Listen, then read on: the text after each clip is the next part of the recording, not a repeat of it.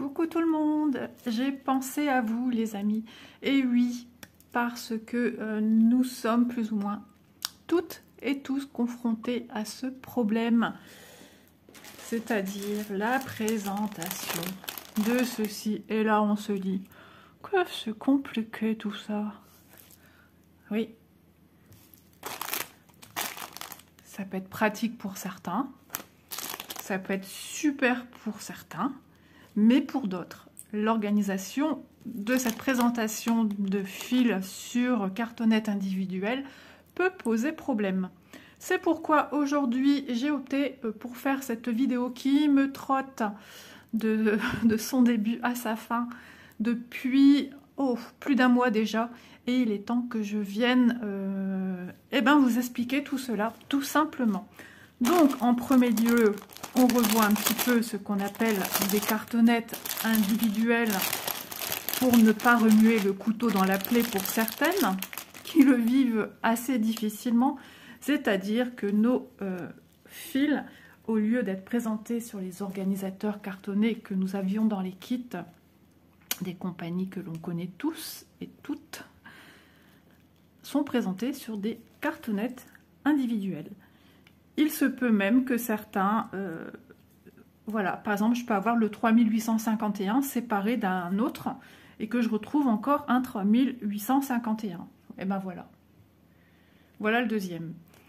Ensuite, on peut les retrouver aussi comme ceci quand ils sont tous ensemble. Donc ça facilite la tâche. Mais dans tout ça, où est mon premier écheveau qui correspond à mon premier symbole? Où est le deuxième? Où est le troisième? Où est le quatrième? C'est pas noté dessus, les amis. Donc, la première chose que je vous conseille de faire, vous prenez votre patron. Sur la droite, vous avez la référence avec vos couleurs, les symboles et le code DMC entre guillemets. À côté de chacun, vous prenez ceci. Vous cherchez le 3814, qui est la référence entre guillemets DMC.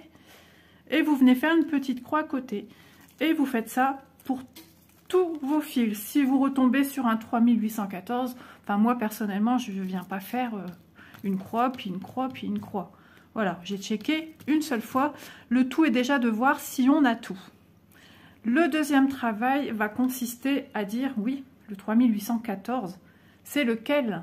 Est-ce que c'est mon premier sur mon organisateur?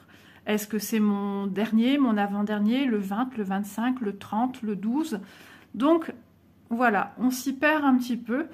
Et donc, pour déjà un petit peu avoir une belle trame pour travailler, moi, je vous conseille, avec tout là, tout ce que vous avez ici, de venir mettre au stylo, au crayon, c'est vous qui voyez, de venir noter à quel numéro correspond ces fils. Voilà, c'est-à-dire que dans la légende que vous avez sur le côté de votre toile, vous avez de 1 à autant de couleurs, de venir le mettre. Ça va faciliter la tâche et déblayer un petit peu tout ce petit chantier. On se retrouve de suite pour vous. Voilà, c'est tout de suite. Pendant ce temps-là, moi, je vais m'atteler à mettre les nombres et checker sur mon patron.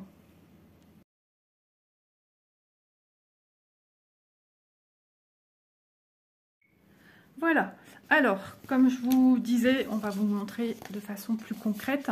J'ai pris chaque écheveau et je suis venue le checker sur le côté droit pour m'assurer que j'avais bien toutes les couleurs, c'est-à-dire 40 couleurs. Voilà. Ensuite, écoutez, en même temps, ce que je vous conseille de faire pour ne pas perdre de temps, c'est de venir, hop, c'est de venir annoter.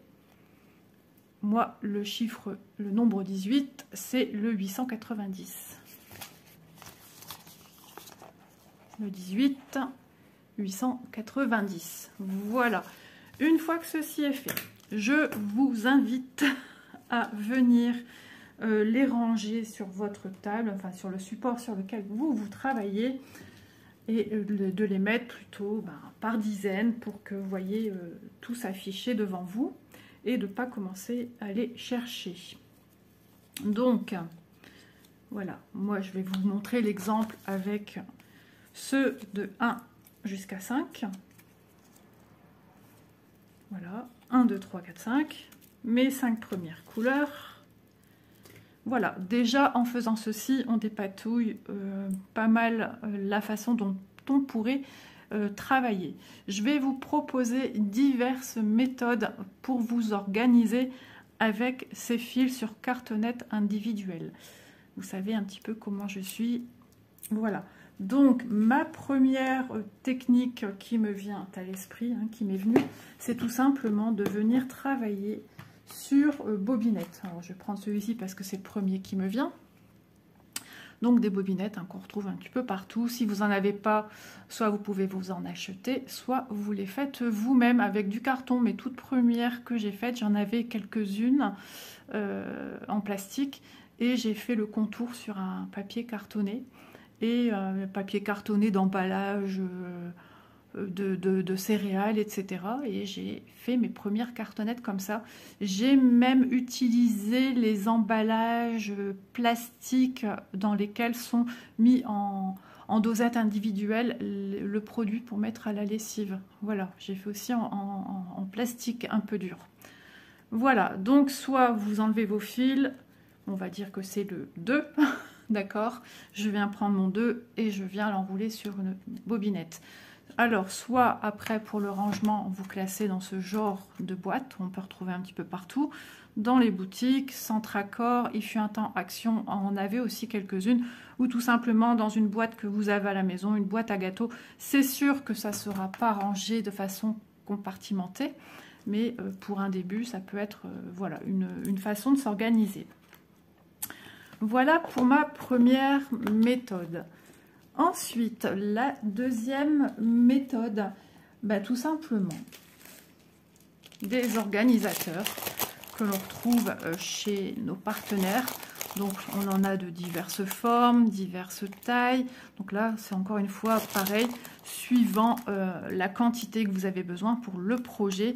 Vous prenez le nombre d'organisateurs en plastique, en bois, enfin voilà, ça c'est vous qui voyez. Donc vous venez décrocher par exemple votre 4, hein. Je vous apprends rien en disant ça, mais vous savez, j'aime bien être claire et précise, donc je viens mettre dans l'encoche numéro 4, mon 4, et puis voilà, d'accord, pour la technique numéro 2. La technique numéro 3. Alors, j'avais une fois pris ceci chez des partenaires. Donc, ce sont des anneaux. Ce sont des anneaux pour venir suspendre des sachets zippés avec un petit orifice ici. Et on vient les passer comme ceci dedans. Et tout simplement, c'est pour venir mettre vos diamants de painting. Et bien, tout simplement, vous, avec vos cartonnettes, vous venez les coulisser ici. Alors, soit vous venez faire un petit trou ici avec une perforatrice, ou soit simplement vous venez réduire la taille d'ici, ou vous coupez ici en gardant bien le numéro de votre code couleur DMC, et ainsi vous pourrez les ranger, parce que là sinon c'est juste un peu compliqué de pouvoir toutes les garder, voilà, parce qu'on est pris par la hauteur. Alors, soit vous coupez, ou soit vous faites un orifice et vous venez les mettre ici dans le petit trou que vous aurez fait, et ainsi de suite. Vous pourrez mettre un certain nombre de cartonnettes individuelles. Ensuite, si vous n'avez pas ceci, si ça devient compliqué pour vous de devoir acheter, si vous avez des anciennes paires de boucles d'oreilles, on a toutes plus ou moins une ancienne paire de boucles d'oreilles créole qui ressemble tout à fait à ceci, hein, c'est ni plus ni moins que la même base qu'une boucle d'oreille créole, à part son travail final est un peu différent, puisque le but étant de percer, traverser votre oreille, mais voilà, même peu importe le fermoir qu'il a, voilà, on pourra venir fermer pour pas que vos cartonnettes s'échappent. Donc, anneaux ou vos anneaux, boucles d'oreilles créole que vous ne mettez plus, vous en avez perdu une sur deux, ça fera très bien le job. Et vous les rangez par le nombre que vous pouvez mettre. Si vous trouvez qu'au bout de 10-15, ça fait déjà trop, et ben vous reprenez un deuxième, et ainsi de suite. Vous les rangez par 10, par dizaines en fait. Ça, c'est vous qui voyez. Voilà, donc je les range. Et je vous reviens de suite avec mes autres idées.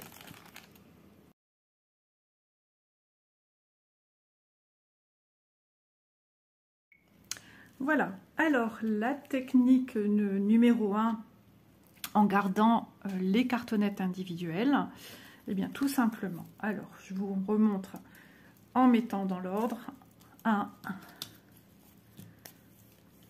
hop, 2, 3, si ça veut bien rester en place, 4 et 5. J'ai mes 5 premières. Pour, disons, respecter une taille avoisinant nos cartonnettes qu'on a dans nos kits, on est sur du 27 cm de longueur, ce qui nous correspondrait à nous 12 numéros à mettre. Donc on aurait une cartonnette de 12 numéros. Voilà. Donc on pourrait faire jusqu'à 12. 6, 7, 8, 9, 10, 11, 12. Voilà. Et la technique que je vous propose, la première technique, on s'arme d'un rouleau de scotch et on vient prendre un rouleau, enfin un morceau, moi c'est la fin du rouleau, c'est la fin du rouleau tout à fait, et on vient les scotcher toutes entre elles, ce qui veut dire qu'elles vont être à plat et on est en train de se créer un organisateur comme nous les aimons. Voilà, et on fait ainsi de suite. On peut revenir remettre si on n'est pas bonne hauteur, hein, ça se soulève, ça se recolle très bien. Hop, et ainsi de suite. Et on vient consolider, hop, l'arrière pour que nos cartonnettes restent bien entre elles. On peut revenir mettre un deuxième hein, si on veut que ça reste bien consolidé jusqu'au nombre. Et voilà, on s'est créé un organisateur avec les cartonnettes individuelles. Maintenant, partons du principe qu'on veut toujours garder les cartonnettes individuelles et être un peu plus sur l'organisateur. Donc je vous le rappelle, j'ai compté combien nous pourrions mettre de nombre de cartonnettes individuelles pour que nous puissions rentrer dans une taille normale d'organisateur, de ne pas faire trop grand ni trop petit. Nous pourrions en mettre 12. Pour cela, tout simplement, il vous faut du carton. Alors les petits cartons d'emballage, comme je vous ai cité tout à l'heure, les cartons d'emballage de boîtes de céréales. Hop, je l'ai coupé, je l'ai préparé. Donc il dépasse légèrement d'un organisateur pour pouvoir mettre 12. Et je suis venue calculer, hop, je suis venue calculer sur la hauteur et la largeur. La largeur, on est sur du 26,9. On arrondit 27 cm. Et sur la hauteur, 7 cm. Pourquoi la hauteur? Tout simplement parce qu'on veut garder l'esprit double. Donc ce qui ferait qu'on aurait un organisateur cartonné de 24 couleurs qu'on pourrait mettre. Donc je vous montre une petite partie, parce que je ne vais pas savoir les maintenir tous ensemble avec mes petites mains. Il faudra les coller au fur et à mesure sur votre carton. Et hop, sans oublier de laisser l'orifice, à l'entrée de l'orifice, le laisser dans l'air. Et de le mettre au bord. Ainsi de suite. Je prends mon numéro 2, je viens le mettre à côté. Etc. etc. jusqu'à 12. Ensuite, eh bien tout simplement, je viens prendre, donc on dit j'ai mis 12, je viens mettre mon 13e, ça dépend où vous le faites démarrer, ici ou là, peu importe, et je fais de même avec l'autre côté. Et l'autre côté, pareil, je viens coller, tout en gardant aussi l'orifice à l'extérieur pour pouvoir prendre librement ces fils. Voilà. Voilà une façon de présenter ces fils pour un projet tout en gardant ces petites cartonnettes. Dernière petite astuce, je vous reviens de suite. On reprend les premiers fils. Ça me sert tout le temps d'exemple. 1, 2, 3, 4, 5. Mes 5 premières couleurs de mon projet. Mais qu'est-ce que ça vient faire là? On a tout ça.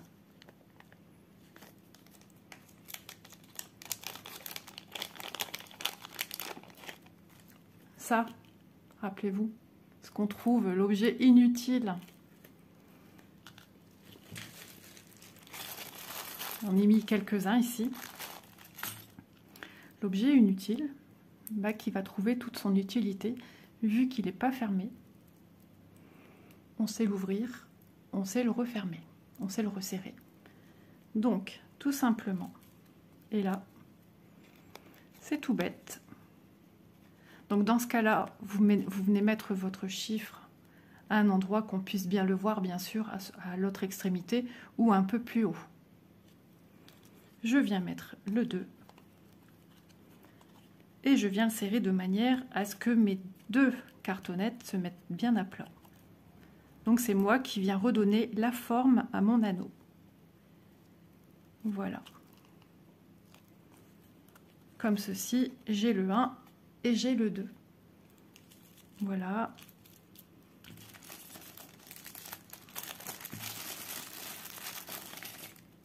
Hop, je desserre un autre. Je viens reprendre.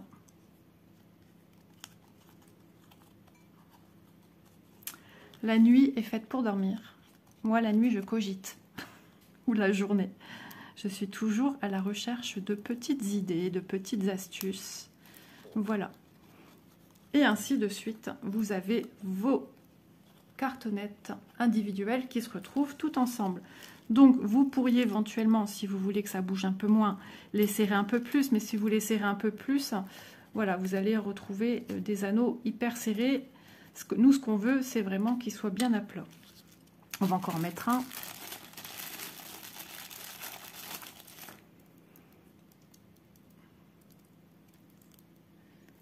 Voilà.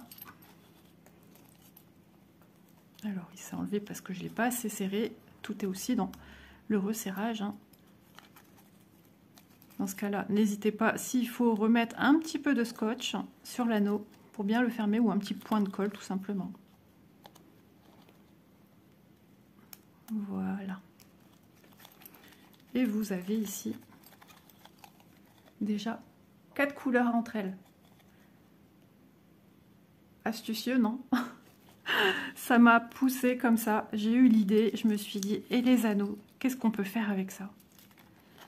Et voilà, j'ai trouvé cette idée assez sympa. Donc comme je vous le dis, hein, soit vous venez mettre une petite bande à l'arrière ou vous venez les scotcher à l'arrière pour qu'ils restent bien à plat.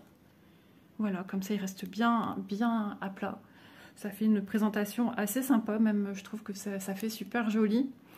Ou tout simplement, on prend un anneau.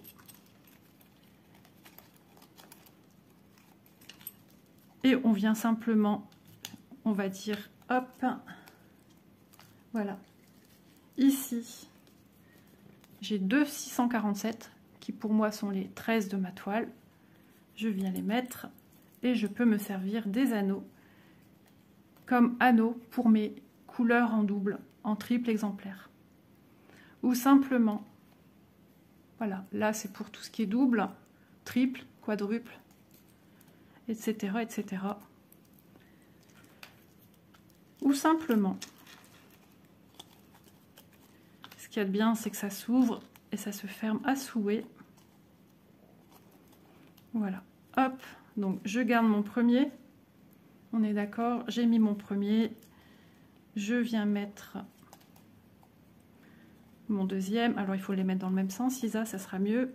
Je viens mettre mon deuxième, je viens mettre mon troisième, je viens mettre mon quatrième, je viens mettre mon cinquième, jusqu'à temps que je puisse présenter des fils dans un anneau.